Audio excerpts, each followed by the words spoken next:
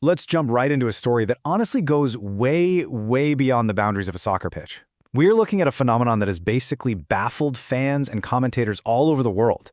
I mean, think about it. Why do grown men, literal World Cup winners, some of the toughest, most hardened competitors alive, completely come apart at the seams just from speaking one man's name? A lot of people out there think Lionel Messi was just handed everything, that his pure genius made his path totally effortless. But the actual truth? Well, as we're going to see in this explainer, it is an incredibly gripping saga of sacrifice and, well, a whole lot of heartbreak. To really understand this, we need to start right in the thick of it. Picture this, July 14th, 2024. It's the Copa America final, Argentina against Colombia. Suddenly, in the 66th minute, there's this freak, non-contact injury. Messi goes down, and his ankle just rolls entirely unnaturally.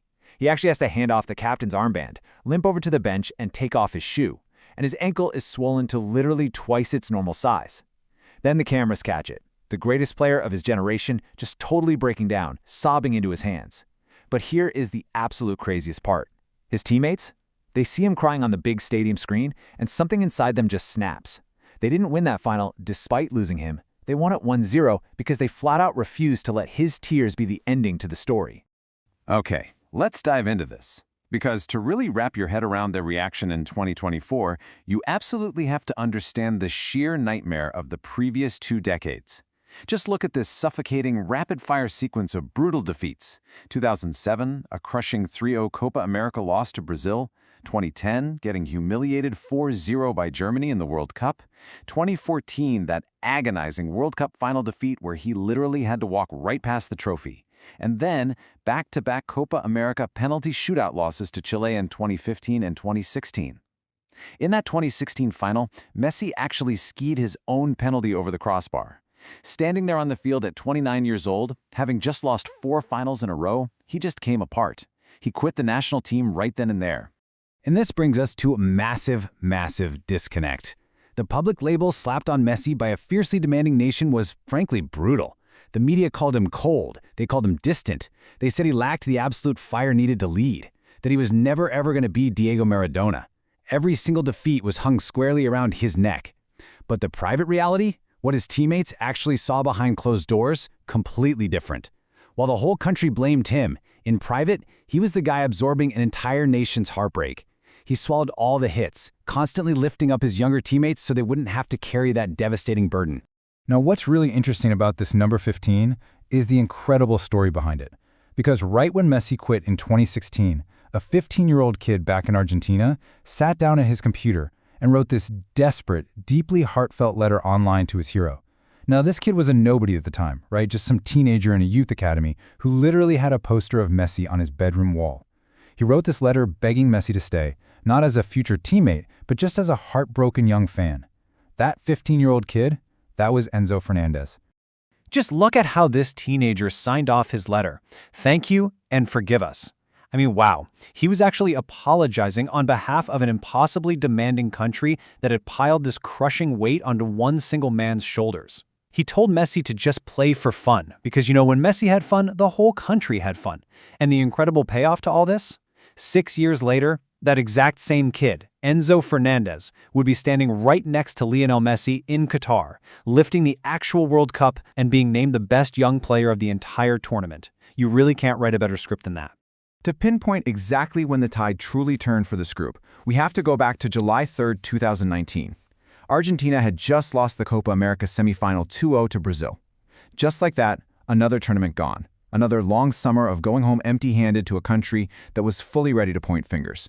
The locker room was dead silent. Now, in most losing locker rooms, the captain taking all the public heat usually just keeps his head down, right? But this was the exact night the so-called cold captain finally stood up in the ruins of yet another failure. Angel Di Maria later gave us an inside look at what happened in that room. Messi didn't try to protect himself. Instead, he stood up and told a room full of frightened, newly called-up kids that he was incredibly proud of them.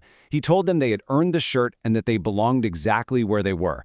Di Maria said, and I quote, "Everyone in the room was crying, the kids most of all." Think about that. On his absolute worst night, Messi gave all the credit away. He lifted them up. And once a leader does that, those kids are bonded to him forever. His pain literally became their pain. And that intense bond forged this really unique group of players that became known as the Protectors. We're talking guys like Rodrigo de Paul, Christian Romero, Julian Alvarez, and Lautaro Martinez. Keep in mind, these are the exact same guys who grew up in the streets trying to copy his free kicks. And now they act as his literal bodyguards. De Paul actually walks half a step behind Messi's right shoulder before every single match, just scanning the area. They don't just play with him, they actively, fiercely protect him. They made a collective decision that they would rather snap their own legs than ever watch Lionel Messi walk off a field crying by himself again. Let's move forward and see how this builds into the absolutely frantic drama of the 2026 World Cup round of 16 against Egypt right over in Atlanta. This whole tournament had already been this crazy series of near-death escapes for the team, but against Egypt, things looked incredibly grim. Messi was having a nightmare of a game. He even missed a penalty, which was actually his second miss from the spot in this tournament alone, making history for all the wrong reasons. The whole title defense was basically on life support at that point. The turnaround, though, was just pure chaos. They're trailing 2-0 in the 67th minute. The end is quite literally arriving with 80,000 fans watching it all unfold. But then, bam! Romero heads in Messi's cross in the 79th. Just 4 minutes later, Messi drills the equalizer himself. And finally, in stoppage time, Enzo Fernández rises up to head in the 3-2 winner. They went from completely dead and buried to advancing, all in the space of a coffee break. When the final whistle blew, Messi just dropped to the grass, face in his hands, shoulders heaving. He sobbed uncontrollably out of pure release, but also this lingering anger at himself for missing that penalty earlier. The emotional toll this took on the entire team was immense. Enzo Fernández, still wearing his sweaty kit, was handed a microphone and he struggled to even form basic sentences on live TV. He called Messi our greatest example before he actually had to stop and apologize because he was crying so hard. Lautaro Martinez went over and wrapped Messi up right there on the field, telling him to just enjoy it because he deserved it. Even the head coach, Lionel Messi, the guy who built this entire team around Messi, broke down in tears standing next to his captain. They all weep because they see firsthand the immense, almost suffocating weight Messi carries for them every single day.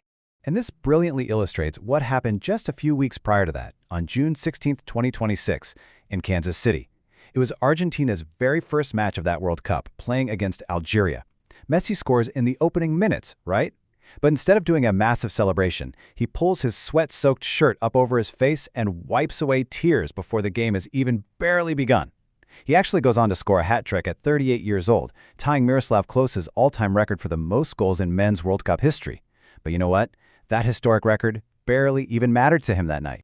When the reporters inevitably asked him about those tears after the game, Messi didn't give a standard media-trained soccer answer. He opened up and admitted he had been going through some really difficult, complicated days off the field. Now, he kept the exact details of those personal struggles private, but he publicly thanked his teammates for standing by his side and giving him the strength to just get through it. I really want you to stop and think about that for a second.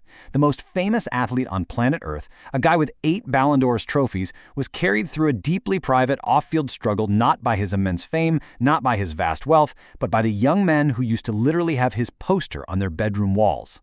So the crucial point is this. For 20 long years, Lionel Messi took the collective heartbreak of 45 million people and carried it squarely on his own 2 shoulders.